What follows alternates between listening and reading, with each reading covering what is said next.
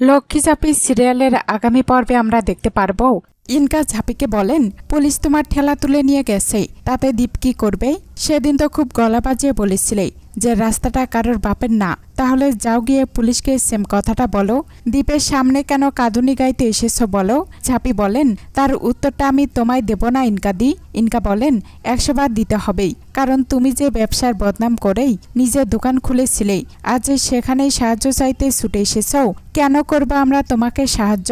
যদিও দ্বীপ এখন এখানে নেই, কিন্তু দ্বীপ যদি অফিসে থাকতো তারপরেও আমি কিন্তু তোমাকে সাহায্য করতে দিতাম না ঝাঁপি। আমাদের বিজনেসের খুঁত ধরতে এসেছিলে না, এবার দেখো কার ব্যবসা দুদিনে পুটে গেল।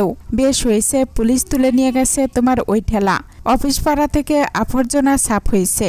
ঝাঁপি বলেন, ও আচ্ছা, পুলিশের কানে বিষ কে ঢেলেছে সেটা আমি এবার বেশ ভালো করেই বুঝতে পারছি। ঠিক আছে, দীপদার সাহায্য আমার লাগবে না। ব্যবসা খুলতে যখন কাউকে লাগেনি, তখন ব্যবসা বাঁচাতেও কারোর সাহায্য ঝাঁপির লাগবে না। দোকান তো আমি চালু করবই, আর এই অফিসের উল্টো দিকেই করব। ঝাঁপি দীপকে বলেন, সকালে আমি যেভাবে মাথা গরম, তারপরেও আজ যে তুমি বাড়ির সবার সামনেই আমার পাশে দাঁড়াবে আমি ভাবিনি গো। দীপ বলেন, এটা আলাদা করে তোর পাশে দাঁড়ানো নয় ঝাঁপি, আমার নিজস্ব কিছু এথিক আছে, সেখান থেকে মনে হয়েছে যে তোর কাজে বাধা দেওয়া উচিত না, তাই বলেছি। আর কেউ তোর কাছে বাধা দিতে যাবেই বা কেন? তুই কি করবি কি করবি না সেটা তোর পার্সোনাল ব্যাপার। বাটায় একটা কথা বল আমায়, তোর কি মনে হয় তুই পোলাও মাংসের দোকান নিয়ে প্রশান্ত কাকুর 80 লাখ টাকার দেনা শোধ করতে পারবি? জীবনটাকে নিয়ে কি করতে চাইছিস তুই? সবটাই মা সারালক্ষ্মীর ইচ্ছে, সবটাই পরিকাখার আমবাগান।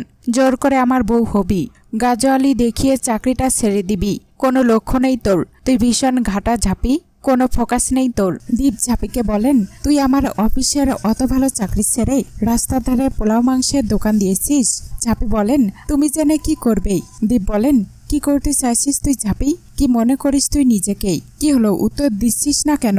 ঝাঁপি বলেন, আর কি করতাম আমি, বাবার দেনাটা তো আমাকে শোধ করতে হবেই। দীপ বলেন, সেটা এভাবেই? তুই যে দুম করে একটা স্টল খুলে বসেছিস সেটা বাড়ির লোক জানে? ঝাঁপি বলেন, এই তো আজই সব বহন করলাম, আমি এখনো কাউকেই জানিনি, তবে জানিয়ে দেব। দীপ বলেন, এটার কোনো দরকার ছিল না ঝাঁপি, তুই অন্যভাবেও প্ল্যান করতেও পারতিস। বল, পারতিস না? কাসাই ঝাঁপিকে বলেন, ঝাঁপি কি করছিস বলতো তখন থেকে? ঝাঁপি বলেন, হিসাব করছি গো। ও তোমায় ফোনে কথা বলতে অসুবিধা হচ্ছে না? আমি বাইরে গিয়ে হিসাব করছি, তুমি কথা বলো। কাসাই বলেন, তোর বাবা বসতো, কথা পরে বললেও হবেই, কিসের হিসাব করছিস এত? ঝাঁপি বলেন, দেখছি কাসাই দি, কোন অঙ্কে 2 বছরের মধ্যে 80 লক্ষ টাকা জোগাড় করা যায়। কাসাই বলেন, ও বাবা, এটা তুই এক্ষুনি মিলিয়ে দিবি, অঙ্কে তোর মাথা যে ফার্স্ট।